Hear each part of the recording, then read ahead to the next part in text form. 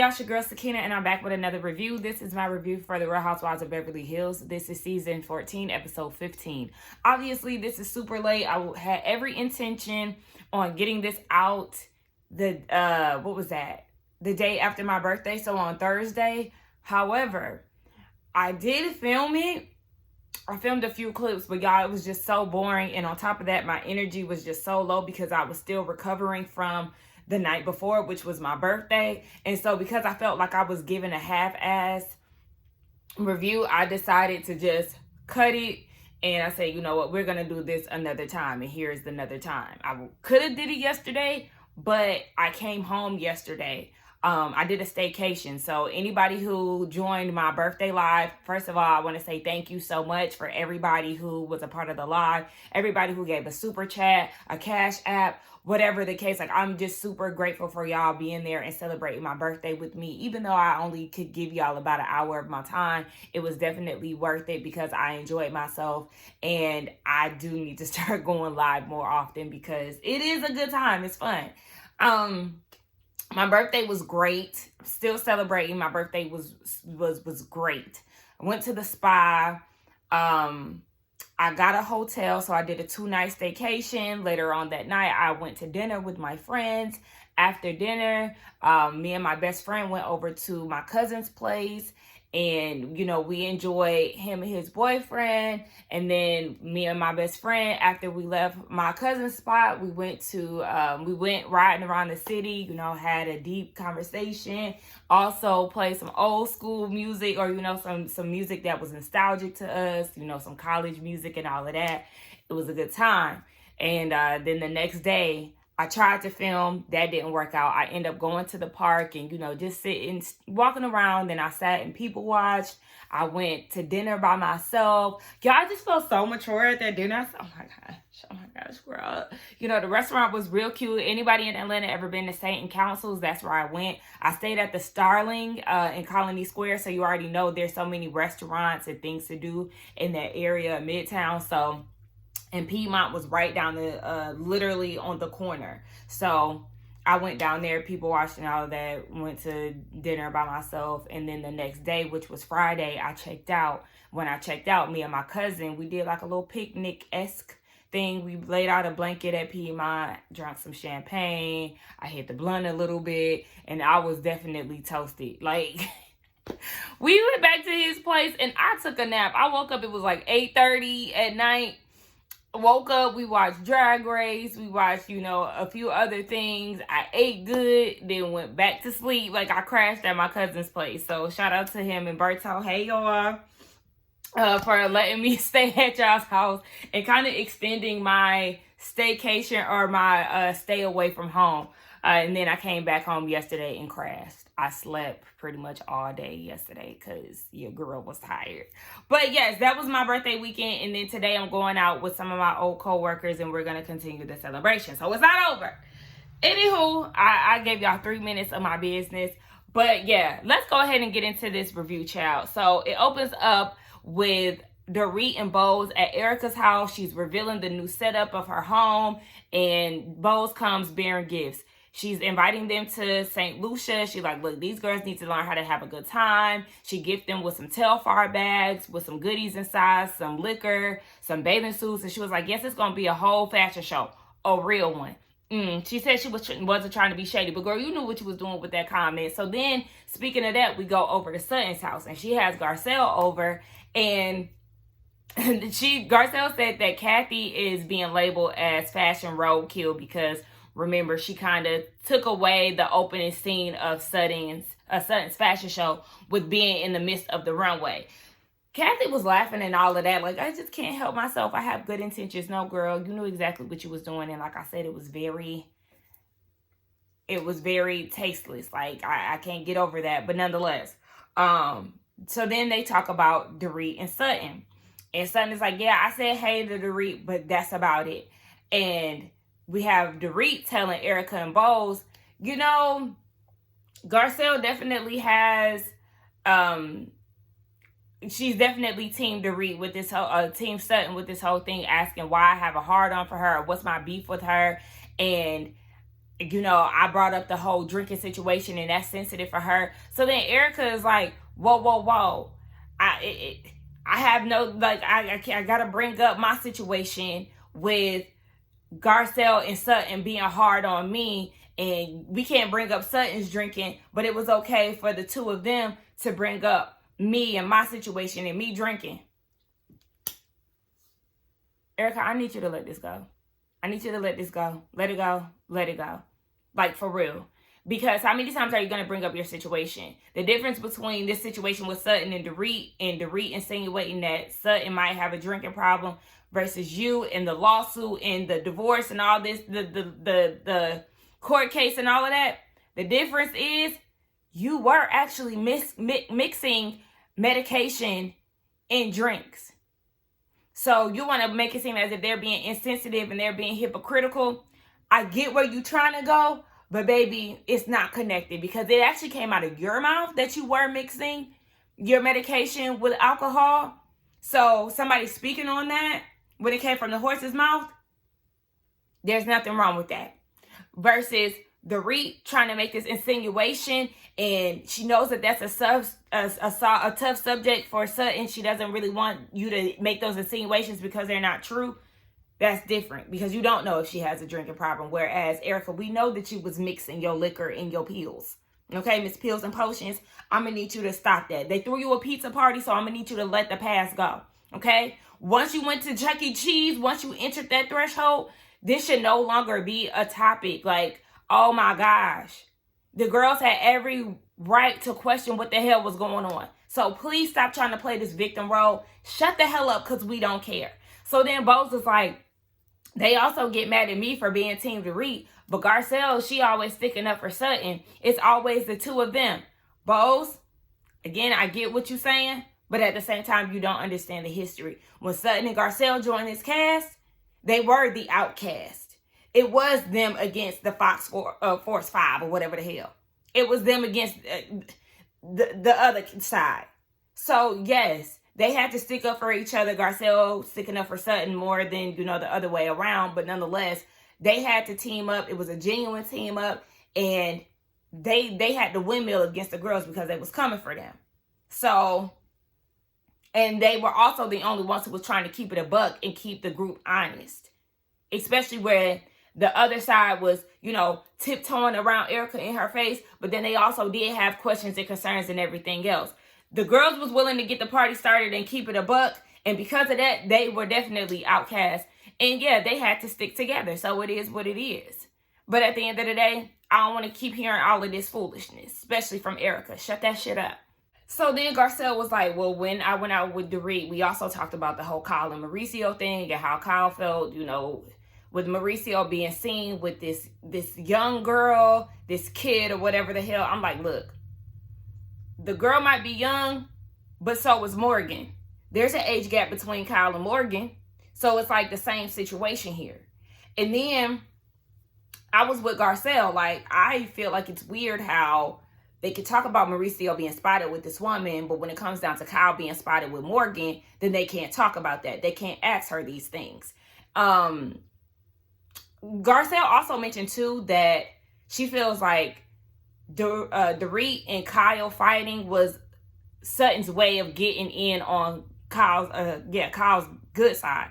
I say, yeah, I definitely see that because Sutton does want to be friends with Kyle. We don't know why she wants to be friends with her so desperately. Kyle is a fun time. She's funny and all of that. But at the end of the day, we've been saying that Kyle really is not Sutton's friend. But I said not too much, Garcelle, because especially at the top of this season, you were definitely giving Team Kyle. You was on her side when it came down to the whole Dorit thing. So you definitely wanted to join the club lightweight. So not too much. But yeah, I'm with Garcelle. Why do they keep talking about this whole situation between Mauricio and this girl? But you got to skirt around the question when it comes down to Kyle and Morgan. So Sutton is like, well, I feel like, you got to kind of go around it a little bit. Maybe say, hey, I seen you was at Morgan's concert and leave it at that. Leave the window open for her to, elaborate on that. Garcelle was like, yeah, kid gloves. Like, girl, no, we should be able to ask the shit directly. See, but that's the thing. I cracked up with something, was like, girl, I'm trying to find a way in for us. Girl, making Kyle angry and all of that. Address it. Y'all definitely been the two most honest people out of the group for the most part. Don't skirt around stuff for Kyle's sake, because Kyle can get in everybody else's business. It's time for her to answer some questions too. So Kyle, speaking of her, has Bose over to her house. Bose comes bearing St. Lucia gifts. I said, it's so funny how I know white people wear tail-far bags. I've definitely seen it. But I said, I know that's right. You better put on for that black-owned business, okay? I told y'all, Telfar has come out with a new line of like camouflage bags that I actually really like, because I'm not too much of a fan. At one point, I did want a Telfar bag, but then I feel like I wanted it because it was like like the trendy thing. But when it really came down to it, I was like, the quality of the bag just doesn't look, doesn't look suitable for me. And then, like, I don't know, I just kind of lost my interest in it. But I do like the Telfar logo bag. Like, it's kind of like a handbag. I do love those. I actually would like one of those. I think I like the white one the best, but then they have the camo one that just came out that I like too. So there are some things, made from Telfar that I actually like. But I said, I know that's right, girl. Go ahead and put the black-owned brands out there. But, yeah, so they have a conversation about the whole Mauricio thing, because Bose reached out to Kyle via text once all of that stuff went down. And so Kyle was like, when I first met you, Mauricio had just moved out. It was like a hard situation for her to deal with. And, she's going through all those emotions. She didn't know what to do when it came down to him saying that he was going to move out, because for her, she would have been okay for them to still live in the house, operate single, he stay in this room, she stay in that room, but she knows that that wasn't realistic. And so Bose shares her story about her husband, who was, who was no longer here. She said that they had separated before he got sick. And one day she didn't want to divorce him because she didn't want him to be mad at her. She didn't want to be the bad guy. One day she went to go pick up her daughter, and there was a woman there. And, that took her by surprise. They then found out that his cancer was terminal. She went to the hospital one day, and this lady is rubbing on him, kissing on him, all these things. And she was like, oh, hell no, we got to get this bitch out of here. So she knows how it feels to see somebody that you built a life with moving on with somebody else. Like, it's definitely a shock. And I always feel for Kyle when it comes down to that. And so, they're just sharing each other's stories. And Kyle hasn't seen Mauricio since then. So she's gearing up to see him soon. And they just got to see what's going on, because at this point, with this picture coming out, she realizes that she definitely does have to move on. But girl, you have been moving on. But girl, at this point, that definitely sealed the deal. But then again, like I'm saying, this isn't the first time that he's been spotted with a woman. It was his Dancing with the Stars partner. Then he went to Aspen with somebody. I know I'm not tripping. I know those stories was out there. So it's like, why are they reacting as if this is the first time? I'm going to keep it a buck with y'all. When it comes down to this whole PK and Dorit thing, expiration, okay, it's getting close. I'm pretty much over this. So they meet up for dinner. That Caesar salad looked good, though. Nonetheless, they talk about the whole apartment situation. Now, PK was saying that he's always had an issue with like her controlling this in the marriage. Here you are telling me I need to find somewhere to live. I need to live in this apartment. It felt like an approval process. I live in this small apartment. Meanwhile, you in this house. I've never lived in such a small space. So it's like a humbling experience for him. And Dorit's like, okay, but we never had the conversation about the apartment, because he didn't want to have the conversation. And she's like, well, that's my point. And he's like, that's my point too. Well, what the hell is going on? PK, if you didn't want to live in an apartment and you wanted to stay in the house, then you should have communicated that. You didn't want to talk about it. You decided to move forward and get an apartment and not tell her about it. But then at the same time, why were you acting surprised that he got an apartment when you told him that he need to go and find one? Confused. Hello, what's going on? I don't know. So yeah, they get into the whole email situation. Why did you send me that long email? He was like, Dorit, don't play dumb for these cameras, okay? Let's talk about the whole thing, okay? And why that email was sent. And so he said that he mentioned getting a lawyer so they could communicate properly, because the communication hadn't been there. And she was like, okay, well, I was talking about, you brought up the whole lawyer situation and, you know, saying that you were retaining one. At one point, did you ever want to get a divorce?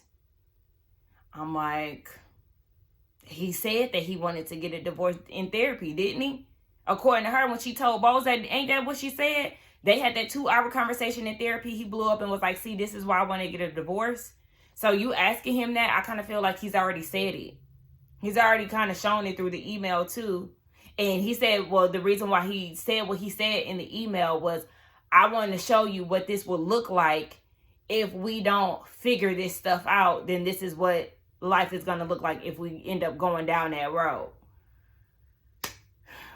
Well, yeah, y'all's communication is definitely all over the place, because she's taking it this way, you taking it another way. So maybe y'all do need some type of mediation.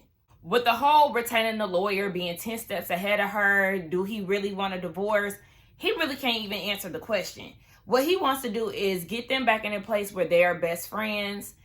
They can communicate well, co-parenting well. That's the space that he's in. He said if 6 months from now we find out that we're in a good space, but marriage-wise we just can't do it, then we'll do that. Dorit doesn't want to get a divorce, but she says that PK is in full control. Like, this his world, okay?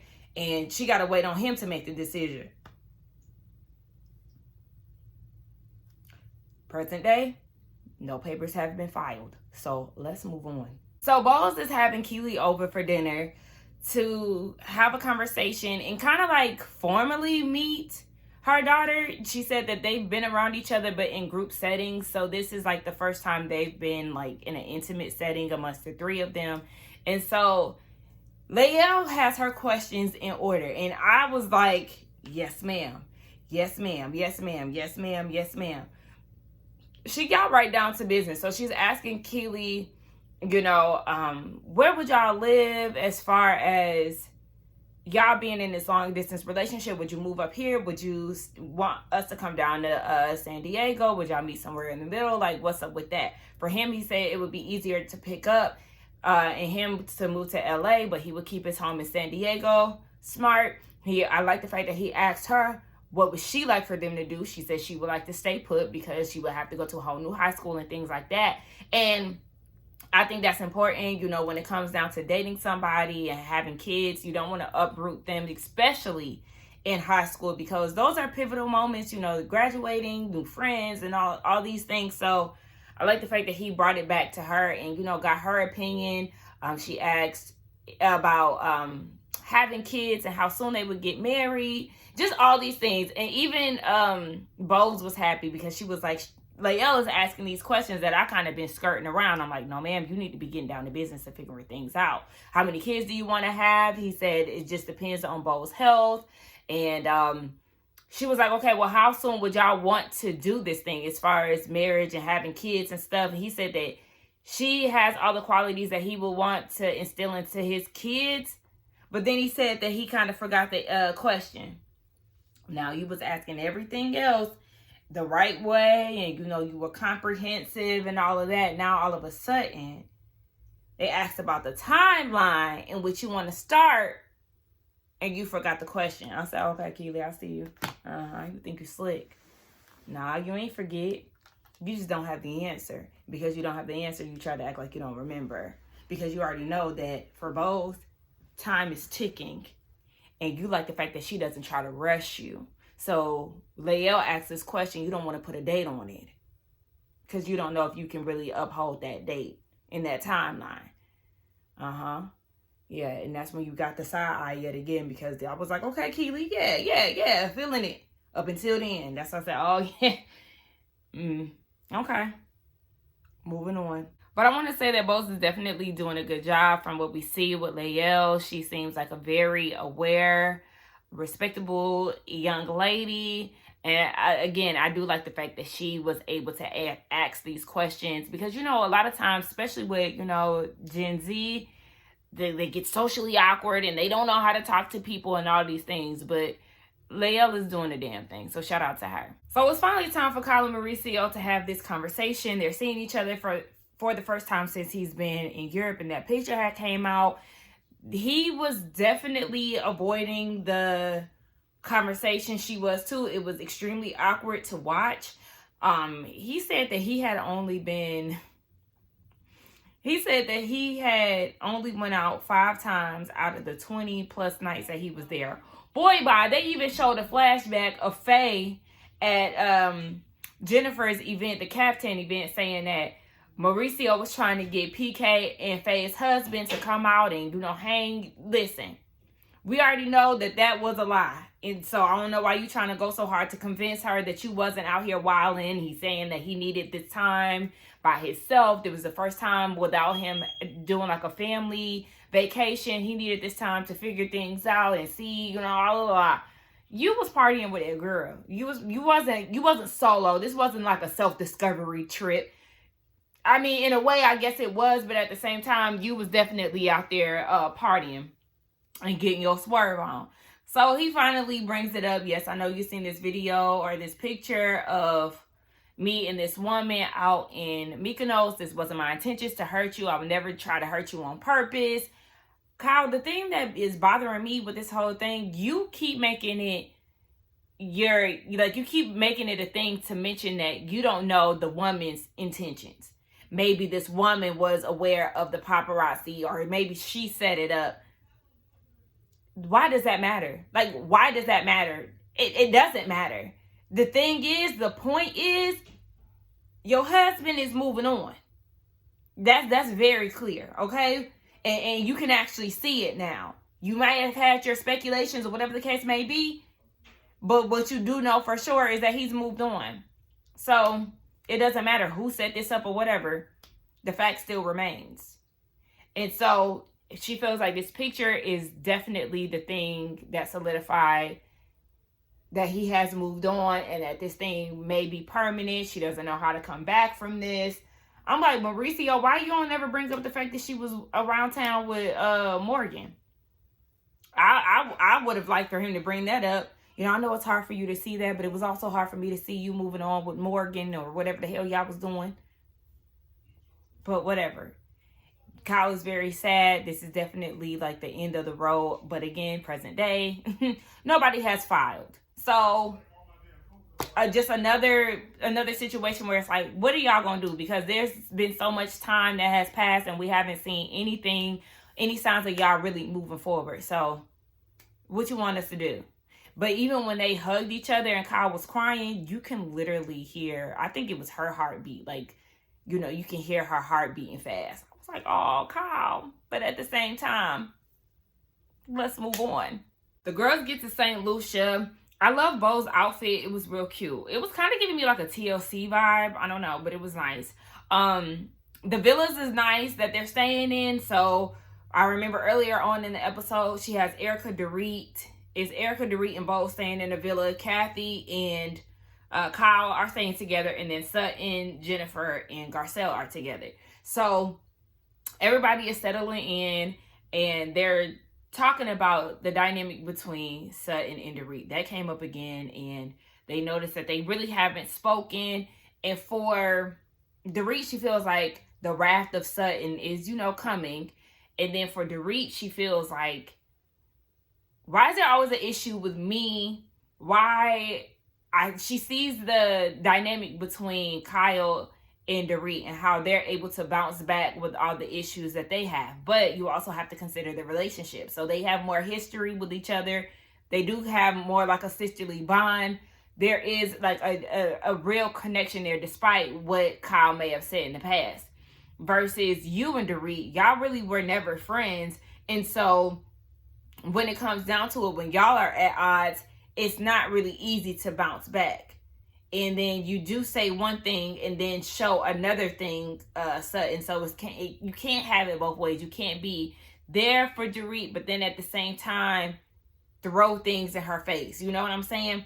And yeah, y'all just never seen it for each other, and that's perfectly fine.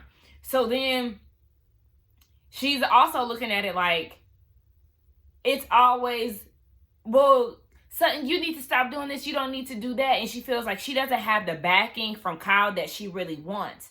And so in her confessional, Garcella's like, I mean, I don't know why you always want to go hard for Kyle when she doesn't do the same thing for you. Exactly. We've all been saying that. You are looking for Kyle's approval and you want Kyle to be there for you, but it's like she's not giving you that. So at the end of the day, you just need to go ahead and like see it for what it is, and then stop trying to seek validation from Kyle. And then Sutton gets very emotional, and she's like, it's just always something with these girls. She wants to get along with them. And Jennifer was like, as a newcomer in this group, it is very cliquey. I thought we were going to be this girl gang, get to know one another and everything. And it's like, that's not it. You have Sutton and Garcelle there, and then you have the remaining girls. So it's like Jennifer is there in the middle. She's on the outside looking in. But even with Bose being in the midst of it all, she has, I feel like they all have found their tribe. It's cliquey, but at the same time, Jennifer, your clique is Sutton and Garcelle. And then with Bose, her clique is Erica and Dorit. So everybody has found, their place in the group. It's not like somebody is necessarily a total outcast. Yes, Sutton has definitely been the outcast of them all, but like she admitted, the only person who has been there for her is Garcelle. And so that makes her emotional because she wants to get along with everybody. But then at the same time, you have to figure out how y'all are going to be able to be there for each other, because again, you do often contradict yourself. But this also is a group of women who, can often dish it but not take it. So I don't know. 24 hours later, we see them on the boat, and Sutton is going off on them because they're giving her some criticism. So we'll see how that goes. Let's get down in the comments and talk, y'all. Don't forget to like, comment, and subscribe to my channel. I feel like it took me forever to get this video out. But anyway, yes, like, comment, subscribe, and I will see y'all for Ready to Love, which I'm about to do now. Bye.